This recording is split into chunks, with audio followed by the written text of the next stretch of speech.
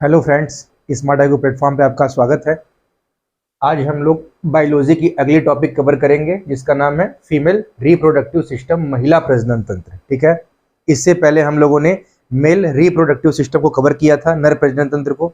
जिन दोस्तों ने अगर वो वीडियो नहीं देखी है तो बायोलॉजी के प्लेलिस्ट में वो वीडियो है, आप आराम से उसको देख सकते हैं।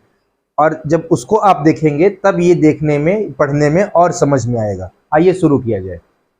देखिए, फीमेल रिप्रोडक्टिव सिस्टम, इसमें महिला प्रजनन तंत्र में प्राइमरी सेक्स ऑर्गन जो है, जिसको बोलते हैं प्राथमिक लैंगिक अंग, वो कौन सा होता है? ओवरी, अंडाशय। ठीक है, जो महिला प्रजनन तंत्र का प्राथमिक लैंगिक अंग है, प्राइमरी सेक्स ऑर्गन, वो क्या है? ओवरी है, अंडाशय। ठीक है, और ये भी एक प्रकार की मिश्रित ग्रंथि है, मिक्स्ड ग्लैंड है। ठीक है ना, क्योंकि ये अंडाणु का निर्माण भी करती है और हार्मोन भी रिलीज करती है, हार्मोन का भी निर्माण करती है। ठीक है, मादा में, महिला में ये एक जोड़ी, ध्यान दीजिएगा, मादा में, फीमेल में एक जोड़ी होता है और शरीर के अंदर होता है। पुरुषों की तरह बाहर नहीं, शरीर के अंदर होता है। मादा में एक जोड़ी और शरीर के अंदर होता है। अब देखिए, जो ओवरी है उससे ओवम निकलता है, जिसको बोलते हैं अंडाणु, और केवल एक अंडाणु ही निकलता है महीने में।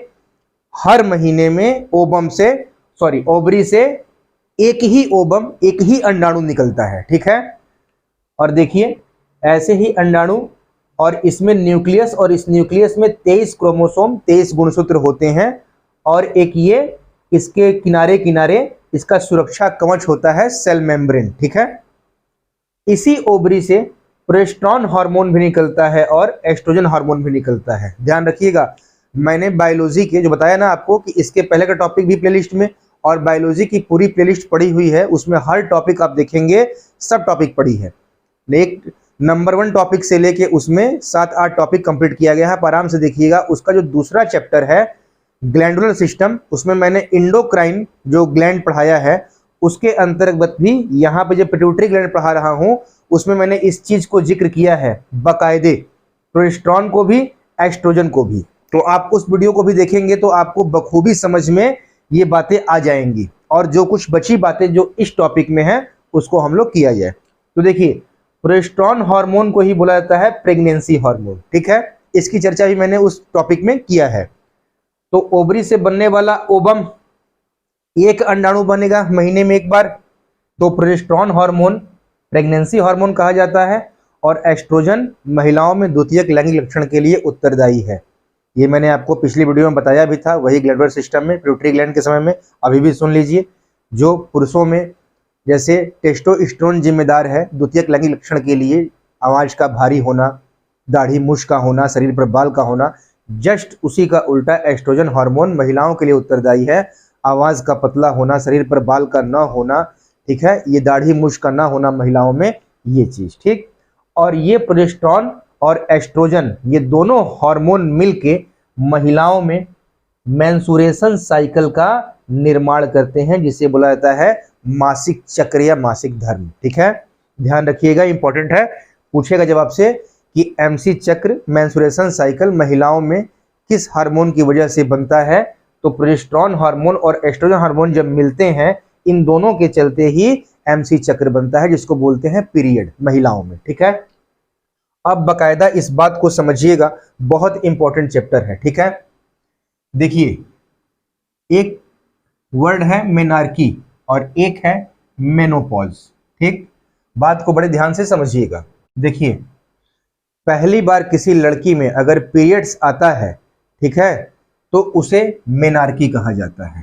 ठीक, पहली बार किसी लड़की में अगर पीरियड आएगा तो उस अवस्था को क्या कहते हैं? स्टेज को मेनार्की स्टेज कहते हैं। ठीक है, ये 11 से 13 वर्ष की उम्र में शुरू हो जाता है। ठीक, एकदम ध्यान रखिएगा, ये सब क्वेश्चन भी हैं। 11 से 13 वर्ष की उम्र में जो एमसी चक्र लड़कियों में पहली बार जो पीरियड शुरू हो जाता है, उसे मेनार्की स्टेज कहते हैं। ठीक है, और ये कब तक चलता है? 45 से 46 किसी किसी महिला में 45 से 50, 52 साल तक भी हो जाता है।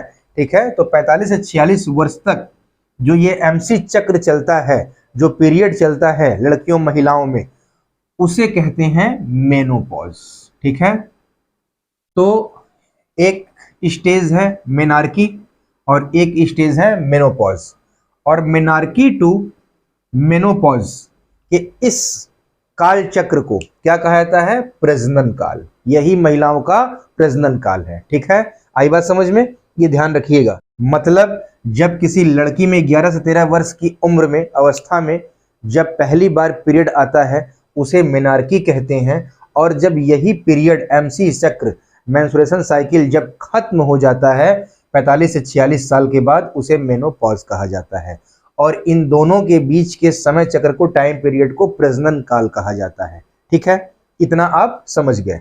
अब ध्यान से देखिए, बहुत ही समझने वाली बात है। ठीक, जब लड़कियों में बालिका अवस्था, बाल्यावस्था में शुरू होता है 11 से 13 वर्ष की उम्र में, तो जब मेनार्की स्टेज शुरू होता है, पहली बार किसी लड़की में जब पीरियड का आना शुरू होता है, तो उसके स्वभाव में परिवर्तन आता है। ठीक है, ध्यान से सुनिएगा, बहुत इंपॉर्टेंट है। गार्जियन भी जो देखेंगे इस चीज को सुनेंगे और समझेंगे। ठीक है, क्या होगा? अब ध्यान समझिए। मेनार्की स्टेज जब चालू होगा किसी लड़की में, तो अचानक से ये पहली बार ऐसा होता है, तो स्वभाव में परिवर्तन आएगा। अब लड़कियां आईना देखना शुरू कर देंगी। ठीक है, सजना संवरना शुरू कर देंगी। ये बहुत सामान्य सी बात है, नॉर्मल बात है। ठीक है, इसके लिए बहुत गार्जियन सोचने लगते हैं, या ये क्या चीज लड़कियों में परिवर्तन हो रहा है? हार्मोन ही जो है, जो मेनार्की स्टेज है, अब अंदर से वो प्रेरित करता है और बदलाव लाता है शरीर में। तो वो हार्मोन ही प्रेरित करता है अट्रैक्टिव या आकर्षण दिखाने के लिए। ठीक है, इसलिए स्वभाव में परिवर्तन, आपका सजना संवरना चालू हो गया, आईने के प्रति आकर्षण बढ़ गया। ये सभी काम कौन करता है? मेनार्की करता है। ये जब चालू हो जाता है तो ठीक है, मतलब शीशा देख रहे हैं, सच समझ रहे हैं, ये हार्मोन ही उनके अंदर इस तरीके के विचारों का निर्माण कर रहा है। तो अब समझ में आया मेनार्की स्टेज। ठीक है, और मेनार्की टू मेनोपॉज आप समझ ही गए, इसको प्रजनन काल कहा जाता है। तो महिलाएं केवल एक निश्चित काल तक ही बच्चों को जन्म दे सकती हैं। मतलब महिलाओं में जो नई पीढ़ी बनाने की क्षमता है, जो नई पीढ़ी बनाने की क्षमता है, वो मेनोपॉज तक खत्म हो जाती है। ठीक है, मतलब कि 11 से 13 वर्ष से लेके 45 से 46 साल तक ही महिला बच्चे को जन्म दे सकती है। अब बात समझ गए आप? इसी अवस्था को महिला का प्रजनन काल कहा जाता है। ठीक, अब और जरा ध्यान से समझिएगा। लेकिन पुरुषों में ऐसा नहीं है। पुरुषों में 14 से 15 साल में एक बार टेस्टोस्टेरोन हार्मोन का स्रावण होने लगा, अस्त्रावण होने लगा, मतलब टेस्टोस्टेरोन रिलीज होने लगा, तो मृत्यु तक ये टेस्टोस्टेरोन का स्रावण होता रहता है। मतलब पुरुषों में स्पर्म बनते रहते हैं। एक बार 14 से 15 साल में टेस्टोस्टेरोन का स्रावण शुरू, स्पर्म बनना शुरू, शुक्राणु बनना शुरू, तो मृत्यु तक शुक्राणु बनते रहते हैं। मतलब कि पुरुषों में मृत्यु तक नई पीढ़ी को बनाने की क्षमता होती है। ठीक है, अब समझिएगा यहाँ पे मेनोपॉज में क्या होता है। मेनोपॉज में एस्ट्रोजन हार्मोन का, बताइए यहाँ पे देख रहे हैं आप, एस्ट्रोजन हार्मोन का स्रावण बंद हो जाता है। एस्ट्रोजन हार्मोन निकलना ही बंद हो जाता है। ठीक है, तो क्या होता है? एमसी चक्र ही बंद हो गया। इसका मतलब कि महिला में अब नई पीढ़ी बनाने की क्षमता खत्म हो गई। एस्ट्रोजन हार्मोन का स्रावण रुक गया तो एमसी चक्र बंद हो गया, और एमसी चक्र बंद हो गया उसी को बोलते हैं मेनोपॉज। मतलब कि महिला में अब नई पीढ़ी बनाने की क्षमता खत्म हो गई। अब आइए आगे समझा जाए। जरा इस डायग्राम को देखिए, यहां से बहुत सी बारीकियां समझनी है। टोटल तो इसी डायग्राम पे डिपेंड करेगा ये टॉपिक। ठीक है, पहले समझ लिया जाए कौन सी चीज कहां पे है। ये महिला प्रजनन तंत्र है। ठीक, फीमेल रिप्रोडक्टिव सिस्टम यही है। ये महिला का यूट्रस होता है, इसे बोलते हैं गर्भाशय। ठीक है, क्या है ये? गर्भाशय है। शिशु का निर्माण यही होता है, बच्चे का निर्माण विकास यही होता है। ठीक है, ये फैलोपियन ट्यूब होती है। यहाँ भी दो फैलोपियन ट्यूब और दो ओवरी, यहाँ और यहाँ, जो बताया ना अंडाशय, जिसके बारे में आपने यहाँ पढ़ा, ठीक है। तो दो ओवरी महिलाओं में होता है, दो अंडाशय, दो फैलोपियन ट्यूब, एक यूट्रस, यहाँ सर्विक्स होता है, ग्रीवा, और ये है आपका वेजाइना, ठीक है, योनि। अब ध्यान से समझना है पूरे एमसी चक्र के बारे में कि होता क्या है रियल में, मेंस्ट्रुएशन साइकिल ये क्यों आता है, कैसे आता है, ये क्या बनाया गया है, ये पूरी चीज समझना है बकायदे, ठीक है। देखिए, महिला में केवल एक बार में एक ही ओवम बनता है, अंडाणु। किससे बनेगा वो? ओवरी से बनेगा। अब वो चाहे दाएं ओवरी से बने, चाहे बाएं ओवरी से बने, चाहे लेफ्ट ओवरी, चाहे राइट ओवरी, लेकिन एक बार में केवल एक ही ओवम का निर्माण ये करेगा, ओवरी, ठीक है। पुरुषों में क्या होता है? पुरुषों में ऐसा नहीं है। आप देखते हैं कि योनि के अंदर पुरुषों में एक बार में शुक्राणुओं की संख्या आपके 3 से 4 मिलियन तक होती है, लेकिन यहां पर ओवरी से केवल एक बार में एक ही ओवम का निर्माण होता है, ठीक है। तो अब देखिए, एमसी चक्र का पहला दिन क्या कहते हैं इसको? एमसी चक्र का पहला दिन क्या होता है? जब मादा के शरीर से ब्लड और टिश्यू का स्रावण प्रारंभ होता है, उसे ही कहा जाता है एमसी चक्र का पहला दिन। अब ध्यान से समझिएगा, लगभग 3 से 5 दिनों तक मादा के शरीर से ब्लड और टिश्यू का स्रावण लगातार होता रहता है, ठीक है। इस दौरान वहां पे स्वच्छ कपड़े यूज करने चाहिए, या तो अगर सैनिटरी पैड है तो सैनिटरी पैड यूज करने चाहिए, क्योंकि इन्फेक्शन का खतरा बहुत ज्यादा होता है और कई प्रकार की बीमारियां भी हो जाती हैं, इसलिए सैनिटरी पैड बहुत जरूरी है, ठीक है।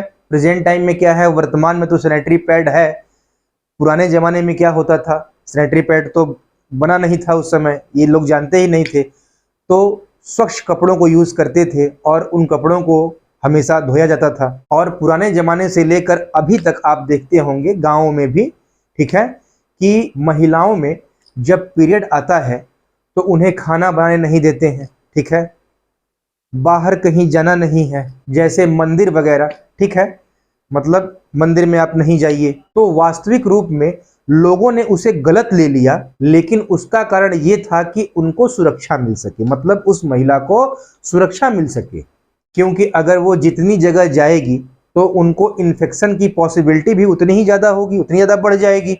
इसलिए हमारे ऋषि मुनि वास्तविक रूप में ये कोशिश करना चाह रहे थे कि महिला को इन्फेक्शन ना हो सके, इसलिए उस महिला को एक ही जगह बैठने या रुकने या आराम करने के लिए कहा जाए, इस कारण से ये चीजें होती थी। लेकिन लोगों ने उसका गलत मतलब ही ले लिया। क्या कहने लगे कि इस दौरान कोई भी महिला या नारी जो होती है वो अशुद्ध होती है, अपवित्र होती है। लोगों ने ऐसा विचार डाल दिया कि महिला घर के मंदिर में, बाहर के मंदिर में कहीं नहीं जा सकती है, क्योंकि वो उस समय अपवित्र है, अशुद्ध है।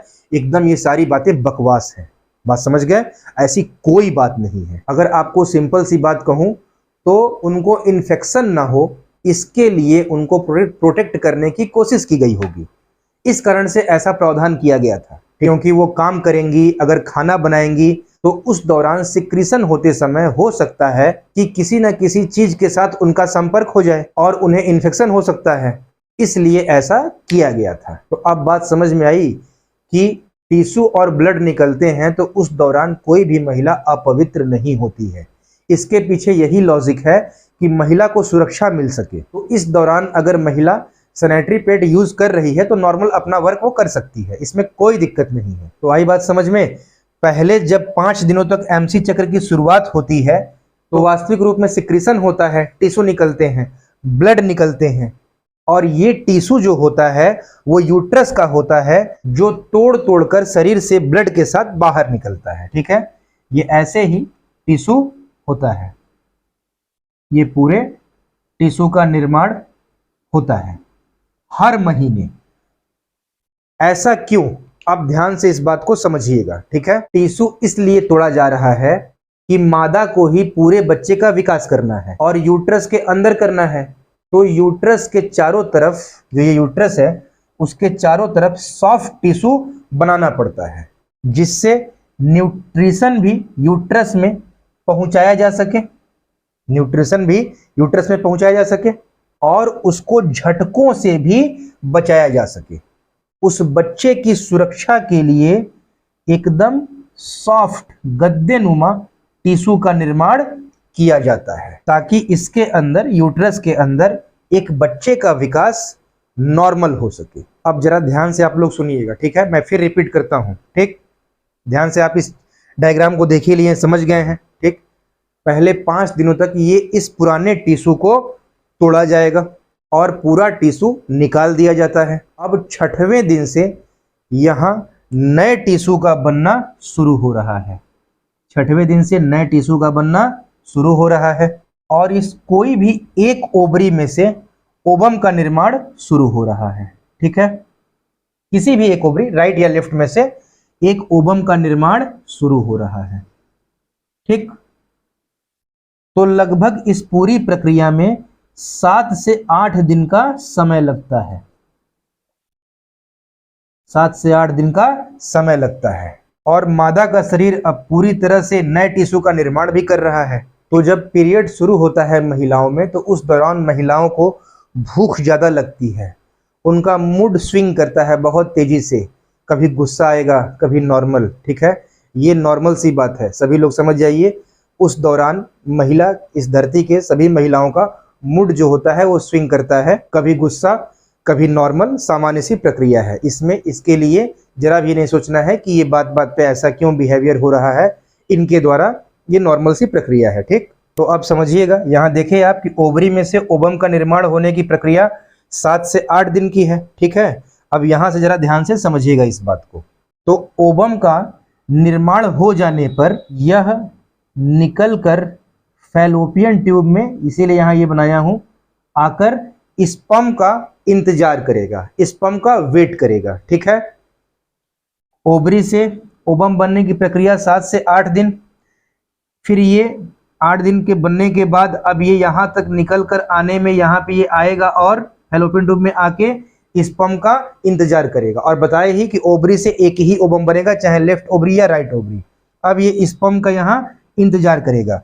तो इस पूरी प्रक्रिया में 12 से 16 दिन का समय लगता है। अगर एग्जैक्ट कहा जाए तो आप समझिए 14 दिन का समय लगता है, ठीक है? 14 डेज का समय लगता है यहां तक पूरा फैलोपियन ट्यूब में ओवम के आने का, और वही मतलब स्पर्म का इंतजार, वेट करने का। तो यहां तक पूरी बात समझ में आई, ठीक है? अब बड़े ध्यान से समझिएगा, अगर पीरियड के 12 से 16 दिन के बीच में यदि कोई पति पत्नी में लैंगिक संबंध स्थापित नहीं हुए तो बायोलॉजिकली वो माता पिता नहीं बन सकेंगे, क्योंकि जनरली इसी टाइम पीरियड में ओवम स्रावित होता है, ओवम रिलीज होता है और वह फैलोपियन ट्यूब में इंतजार करता है स्पर्म का। तो ध्यान से सुनिएगा, तो इस दौरान ही अगर लैंगिक संबंध स्थापित होंगे तो ही बच्चे के होने की पॉसिबिलिटी ज्यादा होगी। अब मान लेते हैं इन 12 से 16 दिनों के बीच में पुरुष और महिला के बीच में लैंगिक संबंध स्थापित नहीं हुए, तो अब लगभग 17वें या 18वें दिन यह ओवम, ये जो ओवम है अंडाणु, ये मर जाएगा, ठीक है? लगभग 17 से 18 दिन के बाद ये ओवम अंडाणु मर जाता है। तो इसका मतलब क्या हुआ कि अब बच्चे का निर्माण नहीं होना है। तो अगले 8 दिनों तक इस टिश्यू को, जो ये टिश्यू है, इसको धीरे धीरे सॉफ्ट किया जाएगा और 28 दिनों के बाद ये टिश्यू फिर से टूटना शुरू हो जाएंगे। बात समझ गए? 28 दिनों के बाद फिर से ये टिश्यू टूटना शुरू हो जाएंगे और उस मादा के शरीर में से बड़ी मात्रा में ब्लड के साथ ये टिश्यू निकल जाएंगे। अब फिर से नए सिरे से टिश्यू, वह टिश्यू निर्मित करेगा। नए सिरे से क्या होगा? ये टिश्यू फिर से निर्मित करेगा। बात समझ गए? अब फिर से देखिए, नया टिश्यू ये ऐसे निर्माण करेगा। तो 28 दिन का ये पूरा एमसी चक्र होता है, ठीक है? और इसे वेजाइना के आंसू भी कहा जाता है। क्वेश्चन अगर पूछेगा तो आप निश्चिंत रहिएगा, आप आराम से बताइएगा, इसे ही वेजाइना के आंसू कहा जाता है। लेकिन अब समझिएगा नया टर्म्स। यहाँ तो आप समझे कि लैंगिक संबंध स्थापित नहीं हुआ तो पूरी एमसी चक्र के बारे में आप समझ गए।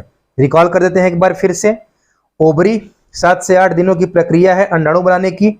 ये 12 से 16 दिन के बीच में आते हैं फैलोपियन ट्यूब में, एग्जैक्ट कहें तो 14 दिन में आके स्पर्म का वेट करेगा। अगर स्पर्म नहीं आया तो फिर आपने पूरी प्रक्रिया देखा कि यही क्या होगा। और इधर आप देख रहे हैं कि यूट्रस भी क्या है, किनारे सॉफ्ट टिश्यू बनाया हुआ है बच्चे के लिए, एक गद्दी, बच्चे के विकास, जो बच्चे का विकास है वो नॉर्मल तरीके से हो सके, ठीक है। लेकिन जब स्पर्म नहीं आएगा, मुलाकात नहीं होगी, तो लगभग 17वें 18वें दिन ये ओवम मर जाएगा, क्योंकि इस ओवम की उम्र ही होती है 24 घंटा, ज़्यादा से ज़्यादा 48 घंटा, ठीक है।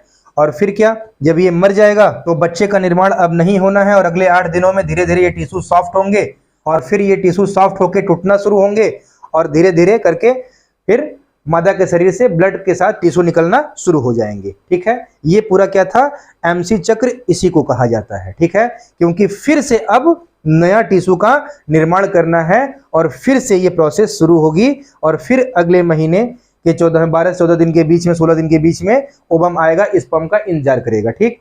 तो ये लैंगिक संबंध स्थापित नहीं हुआ तब की बात है। अब समझना है कि जब लैंगिक संबंध स्थापित हो तो क्या होगा, ठीक है। अब ध्यान से इस चीज को समझिएगा। देखिए, यदि इस 12 से 16 दिन के बीच में लैंगिक संबंध स्थापित हो गए तो पुरुषों के द्वारा बड़ी संख्या में मादा के वेजाइना में स्पर्म डाले जाते हैं, लगभग 2 से 3 मिलियन, ठीक है। 1 मिलियन में 10 लाख होता है। और अब जो वो पूरा स्पर्म है भाई 2 से 3 मिलियन है, ठीक है। ये गति करते हुए, चलते हुए, ये बढ़ते हुए मादा के फैलोपियन ट्यूब के पास पहुंचेगा, और यहां पहुंचने के बाद ओवम को भेदते हुए अंदर पहुंचेगा, ओवम के अंदर पहुंच जाएगा। अब ध्यान से इस डायग्राम को देखिएगा, समझिएगा, ठीक। ये स्पर्म ओवम को भेदते हुए अंदर पहुंच गया, ओवम के अंदर, और जब अंदर पहुंच गया तो ये अपने इस न्यूक्लियस को, अपने नाभिक को इसको दे देगा, अपने न्यूक्लियस को, अपने नाभिक को इस ओवम को दे देगा, ठीक है। ध्यान से समझिएगा। तो इस दौरान इसके बाद कोई भी स्पर्म इसके साथ नहीं जुड़ सकता, ठीक है। कोई भी स्पर्म इसके साथ नहीं जुड़ सकता, क्योंकि इसके चारों ओर एक कठोर दीवार बन जाती है, ठीक। और फाइनली अब इस डायग्राम को देखिए, अब यहां क्या होता है, एक न्यूक्लियस बन जाता है जिसमें 23 और 23, ठीक है, जिसमें 23 और 23 46 गुणसूत्रों वाला एक नवीन मनुष्य का जन्म होता है, ठीक है, जिसे जाइगोट कहते हैं, युग्मनज, क्लियर। और इसी पूरी प्रक्रिया को फर्टिलाइजेशन कहा जाता है, निषेचन। अब बात समझ में पूरी तरह आया। अब फिर से रिकॉल कर देते हैं, एक बार देख लीजिए। फर्टिलाइजेशन किसे कहते हैं, स्पर्म ओवम को भेदते हुए आता है, एक बार आ जाएगा, एक ओवम घुस जाएगा, कठोर दीवार बना लेगा कि दूसरा ओवम फिर घुस ही नहीं सकता। वो ओवम आते हुए अपने न्यूक्लियस को दे देगा मादा को, इसमें भी 23 गुणसूत्र, स्पर्म में भी और ओवम में भी 23 गुणसूत्र, दोनों मिलके 46 गुणसूत्रों वाले एक नवीन मनुष्य का जन्म होगा। उससे पहले इस बनी कोशिका को क्या बोलते हैं, जाइगोट बोलते हैं। जो इन स्पर्म और ओवम के मिलने से जो कोशिका बनती है, नई सेल बनती है, उसे क्या कहा जाता है, युग्मनज या जाइगोट सेल कहा जाता है, ठीक है। इतनी बात क्लियर हो गई। अब हम लोग बात करेंगे आगे की। आगे अभी इंपॉर्टेंट बातें हैं, अब ध्यान से समझिएगा। अब क्या होता है, अब इसमें कोशिकाओं में विभाजन शुरू होता है। अब ये ओवम रहा, ये आप देख रहे हैं यहाँ पे, सॉरी ये जाइगोट रहा। अब इस जाइगोट ये पूरा बना हुआ है, यहां से 1 से 2 सेल बनेंगे, फिर 2 से 4 सेल बनेंगे, कुछ सेल डिवाइडेशन हो रहा है, कोशिका विभाजन। फिर 4 से 8 कोशिकाएं, फिर 8 से 16 कोशिकाएं, 16 से 32 कोशिकाएं, ऐसे होते हुए विभाजन इसमें प्रारंभ हो जाता है और कई कोशिकाओं का निर्माण हो जाता है। और इस पूरे बॉल को मोरूला वाले बॉल कहा जाता है, ठीक है। और यह यूट्रस में आता है, आप देख रहे हैं यहाँ पे, ये पूरा मोरूला बॉल यूट्रस में आता है और यहाँ पर उसका पोषण होता है और लगातार विभाजन करते करते फाइनली 9 महीने बाद एक बच्चे का जन्म होता है। आई बात समझ में? तो ये बच्चे के पैदा होने तक की पूरी प्रोसेस थी। ठीक, अब ध्यान से जरा दो टर्म को समझिएगा। पहले आप इसका स्क्रीनशॉट ले लीजिए, इसलिए कि एक चीज समझा के मैं फिर आपको ये मिटा के आगे की बात किया जाएगा। ठीक, अब ध्यान से देखिए, दो चीजें यहीं पे आएंगी। अब जैसे किसी महिला का अगर फैलोपियन ट्यूब ही खराब है, ठीक है, तो क्या होगा? अब भाई फैलोपियन ट्यूब खराब है तो जाहिर सी बात है कि स्पर्म आएगा, तो ओवम और स्पर्म का जब फर्टिलाइजेशन ही नहीं हो पाएगा और जाइगोट ही नहीं बन पाएगा तो यूट्रस तक कहाँ पहुंचेगा? तो यूट्रस तो एकदम ठीक है, लेकिन फैलोपियन ट्यूब खराब है। इस केस में क्या करते हैं? इसी केस में आप लोग सुनते हैं IVF, इन विट्रियस फर्टिलाइजेशन। ठीक है,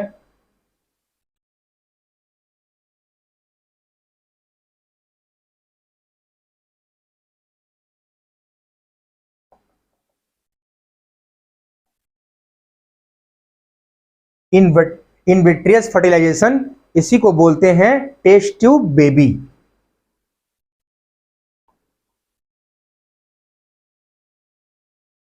मतलब एक ग्लास में, विट्रियस का मतलब ही ग्लास होता है, एक ग्लास में एक परख नली में पुरुष का स्पर्म और महिला का ओवम लेके उसमें यही फर्टिलिटी करवा के, सेम कोशिका सेल डिवाइडेशन, कोशिका विभाजन करवा के फिर महिला के यूट्रस में, भ्रूण में, गर्भाशय में डाल दिया जाता है और फिर एक बच्चे का एकदम स्वस्थ हेल्दी, कोई दिक्कत नहीं होती है, बच्चे का निर्माण होता है। ठीक है, ऐसी आप कुछ मूवियों में, बॉलीवुड के फिल्मों में देखे भी होंगे, जैसे गुड न्यूज वगैरह में दिखाया है। ठीक है, तो एक नए बच्चे का जन्म हो गया। ठीक, इसे बोलते हैं कि जब फैलोपियन ट्यूब खराब होगा तब आप करेंगे in vitro fertilisation, test tube baby. और जो रियल फर्टिलाइजेशन होता है उसे भी बोलते हैं IVF, लेकिन वो होता है इन वाइवो फर्टिलाइजेशन। ठीक है, अब बात समझिए दूसरा टर्म्स। अगर किसी महिला का यूट्रस ही खराब हो और फैलोपियन ट्यूब सही है, तब क्या करेंगे? मतलब कि लैंगिक संबंध स्थापित हुए पुरुष और महिला के अंदर, ओवम और स्पर्म की मुलाकात हुई, जाइगोट भी बना, लेकिन यूट्रस ही खराब है, बार बार जाके बच्चे का निर्माण ही नहीं हो रहा है, तब क्या करेंगे? तो उसी के लिए सरोगेसी करते हैं। सरोगेसी का मतलब होता है किराए की कोख। मैं इसको आपको टेक्नोलॉजी में बढ़िया से विधिवत समझाऊंगा। तो ये किराए की कोख मतलब किसी दूसरी महिला का गर्भ ले लिया जाता है कि आप हमारे बच्चे को पैदा कर लीजिए, वहां 3 पेरेंट्स हो जाते हैं। ठीक है, फाइनली बच्चा तो इन्हीं दंपति का होगा, पति पत्नी का ही स्पर्म और ओवम है, लेकिन जिस महिला के किराए की कोख लिए हैं वो भी तो 9 महीने पाली है, इस कारण वो भी माता ही है। ठीक है, क्योंकि वो पाल भी रही है 9 महीने गर्भ में और बच्चा पैदा भी कर रही है, तब वो सरोगेसी करते हैं जब यूट्रस खराब हो। तो आप ये भी टर्म समझ गए कि टेस्ट ट्यूब बेबी क्या होता है और सरोगेसी क्या होती है। ठीक है, उसी को बोलते हैं सर्वोगेट मदर। ठीक, अब बात समझा जाए हम लोग कि जुड़वा बच्चे कैसे होते हैं। जब आप समझ गए फर्टिलाइजेशन की प्रक्रिया कि बच्चे कैसे पैदा होते हैं, तो अब बात होगी जुड़वा बच्चे कैसे पैदा होते हैं। आइए अब देखा जाए, इसको मिटाते हैं, ध्यान से इसको समझिएगा। ठीक है, आइए अब ध्यान से समझा जाए ट्विंस के बारे में। ठीक है,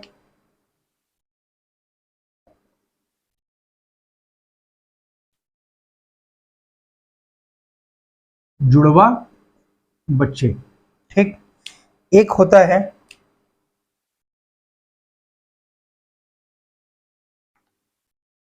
मोनोजाइगोटिक ट्विंस,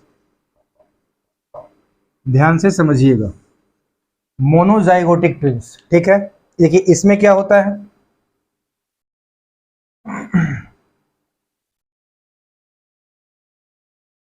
ये स्पर्म और ये ओवम जब ये मिले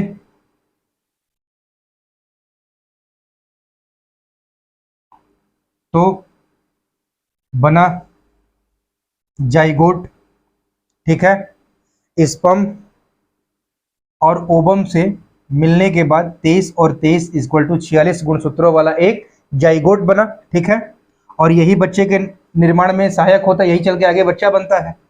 अब इनसे टूटा मतलब विभाजन हुआ, सेल डिवाइडेशन, तो 2 कोशिकाएं बन गई। ध्यान से समझिएगा। ठीक है, स्पर्म और ओवम के मिलने से जाइगोट बनता है, अभी आपने देखा, समझ ही लिया, और यही जाइगोट जाके यूट्रस में एक बच्चे के जन्म में सहायक होता है, एक नवीन मनुष्य का निर्माण होता है। तो यही जाइगोट, आप ये भी देखें कि इसके बाद ये सेल डिवाइडेशन होता है, जिसे मोरुला स्टेज कहते हैं। मोरुला के बाद बास्टुला स्टेज भी आता है, गैस्ट्रुला स्टेज भी आता है, और फिर आता है गैस्ट्रेशन पीरियड, जिसे बोलते हैं गर्भकाल, जो पूरे 9 महीने तक होता है और फिर एक बच्चे का जन्म होता है। मोरुला, बास्टुला और गैस्ट्रुला, ठीक है। तो ये सेल डिवाइडेशन हुआ, फिर आप 2, 2 से 4, 4 16, 16 से 32 आप यही पढ़े अभी।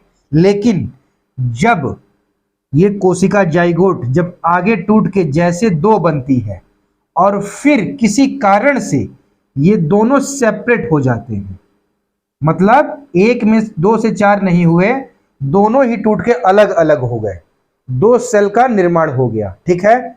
तो अब क्या होगा, अब जो बच्चा पैदा होंगे, अब 2 बच्चे पैदा होंगे,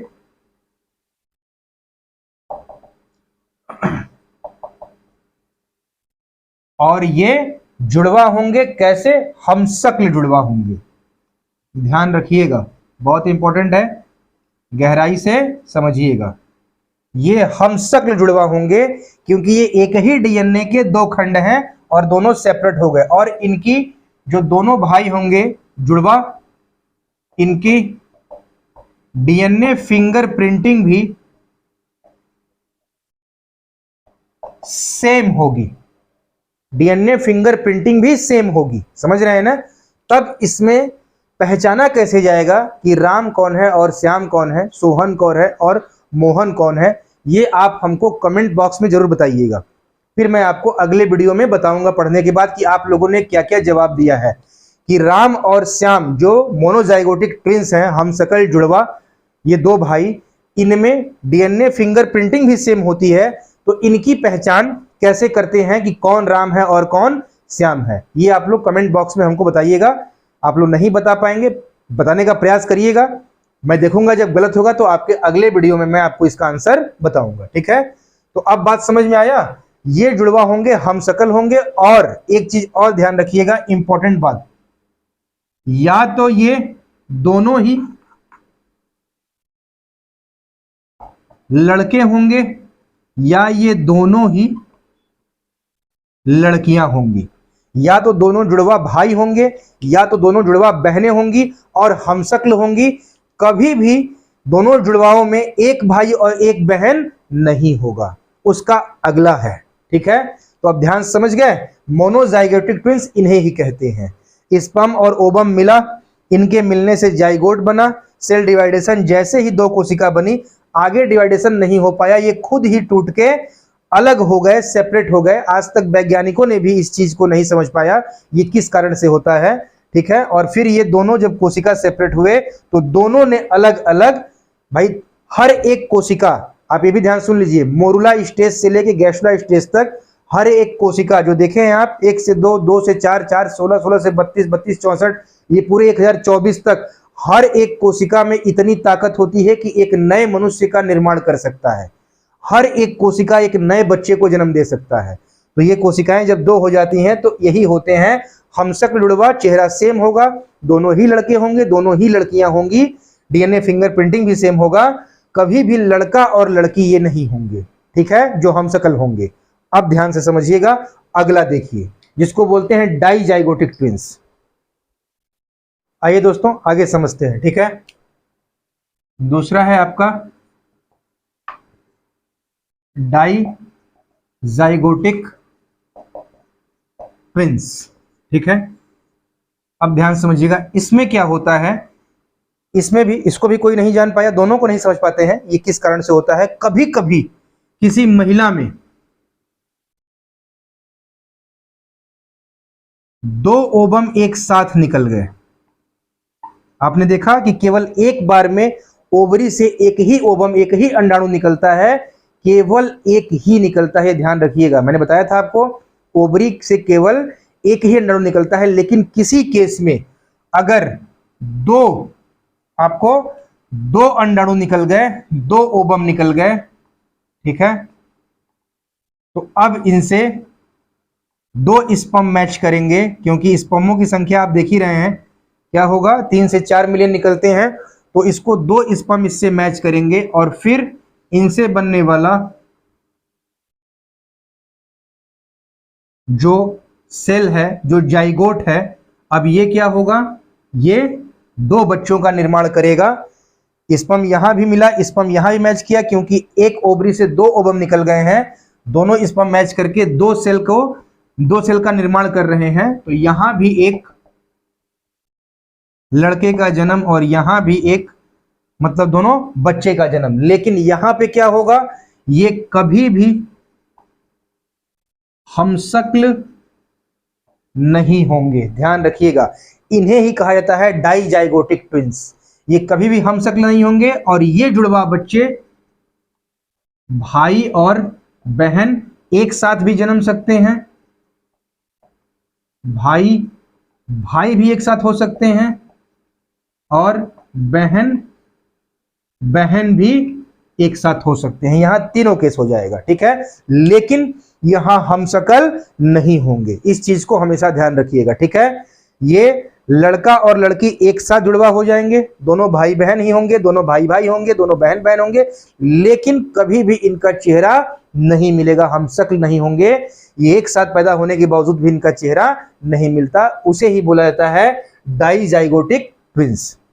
मैं उम्मीद करता हूं कि आप लोगों को ये चैप्टर बखूबी समझ में आया होगा, क्योंकि पहला चैप्टर जो चला मेल, इसके पहले जो वीडियो आप लोग नहीं देखे हैं, जो दोस्त नहीं देखे हैं वो जरूर देखिएगा, और जो लोग देखे हैं तो उनको बखूबी समझ में आएगा वो। और ये चैप्टर अब कंप्लीट हुआ तो आपको समझ लीजिए यहां से एक भी क्वेश्चन बाहर नहीं जाएगा एग्जाम से। आप सारी चीजें बड़े आराम से कर लेंगे, जितने भी तरह के क्वेश्चन बनेंगे एग्जाम में आप बखूबी बड़े आराम से सारे क्वेश्चन कर ले जाएंगे, ये मैं उम्मीद करता हूं। और कभी कभी कुछ लड़के पूछ लेते हैं, तो ध्यान रखिएगा, स्पर्म सबसे छोटी कोशिका होती है, ओवम सबसे बड़ी कोशिका होती है, लेकिन ओवम की लाइफ 24 घंटे की होती है या ज़्यादा से ज़्यादा 48 घंटे की होती है, और स्पर्म की जो लाइफ होती है वो 3 से 4 दिन की होती है, ठीक है। और ये लाइफ क्यों देखा जाता है, क्योंकि तभी जब स्पर्म आदमी डोनेट करता है तो 3 से 4 दिन तक स्पर्म खराब नहीं होगा, इसका मतलब कि उसमें फर्टिलिटी की ताकत है और फिर टेस्ट ट्यूब बेबी का निर्माण हो सकता है। इसलिए दोनों की लाइफ के अनुसार ही ये काम होता है, ठीक है। तो ओवम की लाइफ 24 या 48 घंटे और स्पर्म की लाइफ आपकी 3 से 4 दिन की। तो आज ये टॉपिक भी कंप्लीट हुआ। मन से पढ़िएगा आप लोग, जैसा लगे कमेंट करिएगा, और जो मैंने क्वेश्चन पूछा उसका जरूर आप लोग आंसर दीजिएगा, ठीक है। चलिए जल्द ही हम आपसे मिलते हैं नेक्स्ट वीडियो में। Thank you so much.